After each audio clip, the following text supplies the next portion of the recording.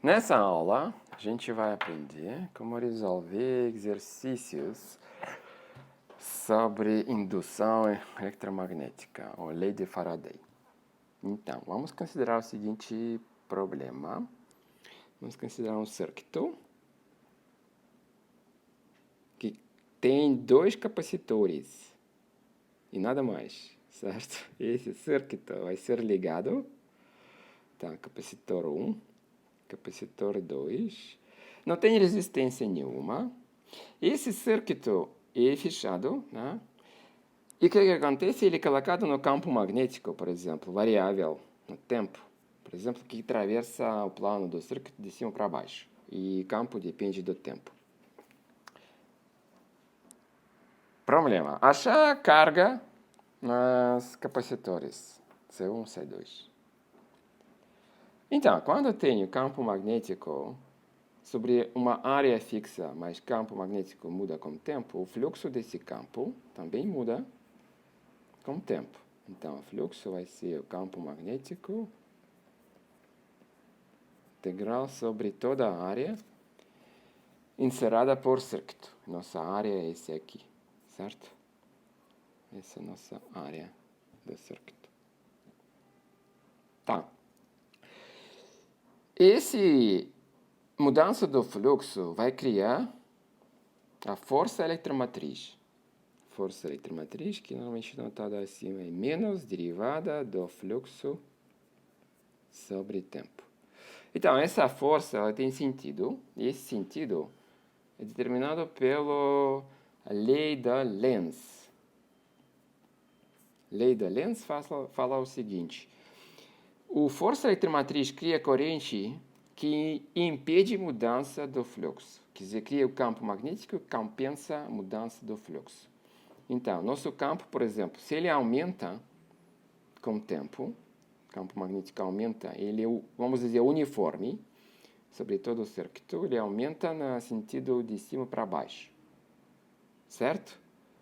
Qual corrente vai criar o campo magnético no sentido contrário? Aquele que vai no sentido anti-horário. Certo? Corrente I.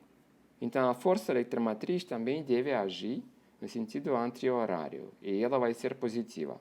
Então, o sentido da força eletromotriz, determinado pela lei do Lenz, ela é assim que a corrente criada pela essa força cria campo magnético que impede mudança do fluxo total. Tá? Fluxo total, quer dizer, ele, nesse caso, iria aumentar, mas a corrente impede esse aumento porque cria campo magnético no sentido contrário, certo? Então, a força eletromotriz, se escolhido sentido correto, ela é positiva. Esse sentido também é associado com o normal ao circuito, certo? Então, a gente pode definir normal ao circuito. Esse é o nosso normal, quer dizer, vai de baixo para cima. Lembra a lei dessa Carola? Quando ela gira em sentido anti-horário, ela, quer dizer, vai sair da garrafa, né? Então, o normal vai de baixo para cima. E então, esse normal e o campo magnético são antiparalelos, e por isso o fluxo vai ser negativo, porque o ds vai ser normal na área. E o produto negativo, então, um sinal aqui menos vai cancelar outro sinal menos, esse aqui vai cancelar o sinal menos aqui. Então, a ds vai ser positiva. Então, quando você escolheu o sentido correto da força eletromotriz, certo? Você pode pensar que o fluxo também é positivo, certo? Então, aqui é a mudança do fluxo. Então, o que eu estou falando isso quando o campo magnético aumenta, o módulo do campo aumenta no tempo, certo? Isso tudo é válido. Se o módulo de campo diminui no tempo, o sentido vai ser, quer dizer, o sentido da força eletromotriz vai ser o contrário, certo? Mas isso vai ser determinado pela derivada do campo sobre tempo. Ele vai ser negativa nesse caso. Certo? Então, se nós escolhemos sentido que nós escolhemos ao contrário dessa Carola, então, usando o campo magnético, nesse caso de cima para baixo, então, o sentido correto de dessa Carola é horário. Sentido anti-horário, porque é sinal menos. Então, nós podemos escrever isso assim. Certo? Essa mesma lei. Quer dizer, sem menos, né? Sem menos. Mas, nesse caso, o sentido da força eletromotriz é escolhido, certo? Nessa regra, anti-horário ou o sentido contrário à lei de Saccaroli. Isso às vezes ajuda a simplificar as fórmulas, né? Que você já tem sentido e pode considerar esquecer tudo o resto e saber agora calcular o resultado dessa força eletromotriz. Então, nós temos sentido positivo da força eletromotriz quando o campo magnético aumenta na magnitude no tempo, certo? De cima para baixo é esse. Aqui C1, aqui C2. Esse é o sentido positivo da força eletromotriz. E quando ela é o fluxo sobre... Então, o fluxo aqui, a gente pega o módulo de campo magnético. Ele também transversal ao nosso plano do quadro, de cima para baixo. Certo? Então, e agora? Precisa achar o quê? Distribuição de carga. Então, primeiro, inicialmente, capacitores eram descarregados. Né? Então, carga aparece num capacitor e na outra... Então, esse nosso sentido é esse aqui, se campo magnético, o módulo dele aumenta, a corrente vai ser também nesse sentido, certo? No princípio, poderia ser correntes diferentes, mas como aqui é circuito fechado e o carga inicialmente é zero, então a corrente vai ser o mesmo. Por quê? Porque a corrente por exemplo, esse corrente aqui vai aumentar a carga positiva aqui e aqui vai ser a carga negativa. Aqui vai ser carga negativa e carga positiva.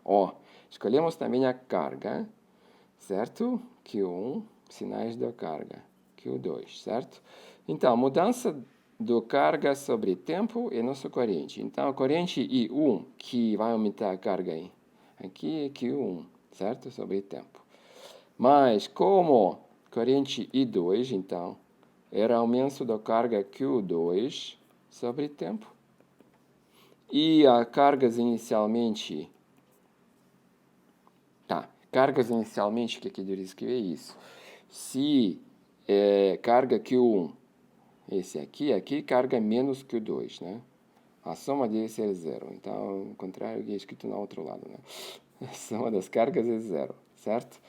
Observa que nós escolhemos sinais diferentes, por exemplo, trocamos sinais de carga Q1, nós podemos escrever a soma igual a zero. Isso significa que uma das cargas deve ser negativa, claramente, certo? Então, no geral, não importa onde você coloca a carga positiva ou negativa. Depois você vai descobrir, resolvendo equações, que a carga que você pensou positiva, na verdade, é negativa, né? Tudo vai ser automático. Não se importa, não se preocupa com sinais da carga. Pode escolher ambos lados positivos, no outro lado do capacitor, ambos lados negativos, mesmo que a carga inicialmente é zero. Quando você fazer cálculo, depois você vai descobrir que uma das cargas é negativa. Só isso. Então, no nosso caso, por isso nós temos que corrente I1 igual sempre corrente I2. E aqui, como eu falei, não tem resistência, certo? O que a força eletromotriz faz? Ela cria diferença dos potenciais na dois capacitores. Então, a força eletromotriz total, no sentido anti-horário, que é a mudança do fluxo de campo magnético sobre a área, que na verdade é a mudança do módulo de cima para baixo de campo magnético na área do circuito, e isso é igual àquelas tensões nos capacitores, né? Então, nós passamos capacitor C1 no sentido de placa positiva e negativa. Então, nós temos diferença positiva do tensão, tá? E mesmo no segundo, né? Lembrando que Q1 igual a Q2, nós podemos achar a carga, por exemplo, Q1 ou Q2, tá? Nos capacitores. Essa carga é igual à força eletromotriz ou mudança de fluxo sobre a área dividida por o quê? Soma das capacitâncias inversas, né? E essa soma inversa de capacitâncias, na verdade, é o quê? Capacitância no circuito onde capacitores ligados em série, capacitância total, certo? Então, incrível que parece, que o circuito que não tem mais nada, daqui 2 capacitores, né? Circuito fechado, vai ter a carga nos capacitores alternada, quer dizer, ao mesmo lado de um capacitor e outro, vai ter carga positiva e negativa, certo? De acordo com a mudança do fluxo de campo magnético através da área desse circuito, certo? Então, a força eletromotriz, ela distribui a carga nos capacitores. Agora, vamos considerar um probleminha um pouco mais complexo, parecido a esse. Também, que tem a ver com a lei de Faraday, a indução eletromagnética. Nós vamos ter o circuito com 2 capacitores e há uma coisa a mais. Vamos colocar também uma resistência. Então, vamos pensar que agora o circuito é esse. Tem 2 capacitores e paralelos a eles tem também resistência. R. Certo? E agora vamos dizer que nós precisamos do fluxo, né? E fluxo é campo magnético também, atravessa de cima para baixo, certo? Ele é uniforme e nós precisamos a área, né? Para saber o fluxo. Então vamos dizer que, por exemplo, esse parte do circuito é quadrado com o lado A. E esse parte do circuito é quadrado com o lado B, mesmo que no meu desenho não apareça quadrado, certo? Ó, achar o quê? Achar a corrente no capacitor, na resistência e as cargas nos capacitores. De novo, certo? Quando inicialmente capacitores estão sem carga nenhuma. Tá? Inicialmente eram neutros. Então, de mesmo jeito, vai aparecer a força eletromotriz. E ela vai ser positiva se nós escolhemos o sentido contrário de lei de Scarola para esse campo magnético, quer dizer, anti-horário. Então, se nós passamos um circuito qualquer, sentido anti-horário, a força eletromotriz nesse circuito vai ser igual à derivada do fluxo sobre o tempo que passa esse circuito. Esse fluxo é o módulo de campo magnético na área. Campo magnético ortogonal, plano, de cima para baixo. E nós escolhemos o sentido da força eletromotriz, usando a lei de Scarola no sentido contrário nele. Por isso não tem menos, certo? Ó, agora, vamos então ver os circuitos que a gente pode ter. A gente pode ter 2 circuitos. Por exemplo, o circuito com 2 capacitores, que a gente já tinha, certo? Passamos um e o outro. Circuito completo, certo? E voltamos a capacitor 1, sem passar a resistência. Então, nesse caso, a força eletromotriz no circuito 1 e 2, com 2 capacitores, igual o fluxo sobre essa mudança do fluxo, mudança do campo, módulo do campo, na área desse circuito que eu falei é quadrado, como lado A, certo? Isso é igual àquelas tensões. E agora a gente precisa escolher sinais da carga. Por exemplo, então a gente tem mais aqui, menos aqui, mais aqui, menos aqui, como nós temos, né? Então, nós passamos primeiro o capacitor, C1 de cima, depois lado positivo a negativo. Então, e segundo, lado positivo a negativo. De novo, né? Então, nós vamos ver que esse é o mesmo resultado, que como se a outra parte não existe, certo? Agora, mesmo que tenha ligado uma resistência paralela a esses 2 capacitores. E o que nós sabemos? Que a carga Q1, Q2 igual ao zero, certo? Isso ainda permanece porque inicialmente os capacitores são sem carga. Então, se aparece carga positiva e negativa, no outro, né? Nós temos que... E aqui corrente não tem carga total, quer dizer, corrente tem, mas a carga total é neutro, quer dizer, carga somente desloca. Então, essas 2 cargas aqui devem somar ao zero. Então, é o mesmo resultado que anterior, certo? E agora, como que achar corrente na resistência? Nós usamos outro circuito, por exemplo, esse aqui, ó. Passamos um capacitor, então nós achamos a carga. Carga Q1 igual Q2 igual o que? O fluxo, mudança de campo magnético sobre tempo, A quadrado, dividido por a soma das capacitâncias inversas, né? Isso nós temos. Passamos a carga. E agora, nós temos outro circuito. Nesse outro circuito, nós também temos EDS e 2GL, né? Capacitor 2 e resistência. Também no mesmo sentido anti-horário. Então, o fluxo é mudança de campo sobre tempo na B quadrado, né? E esse é igual à soma. Capacitor 1, nós passamos de lado negativo para positivo. E corrente, no sentido do corrente, que nós escolhemos corrente nesse sentido. Se nosso corrente seja negativo, então nós zeramos no sentido. Então, I no L menos Q2 sobre C2. Certo? Isso é a equação para corrente. Então, isso aqui é supostamente dado. Isso a gente vai achar, a gente achou. Então, só resolver para a corrente.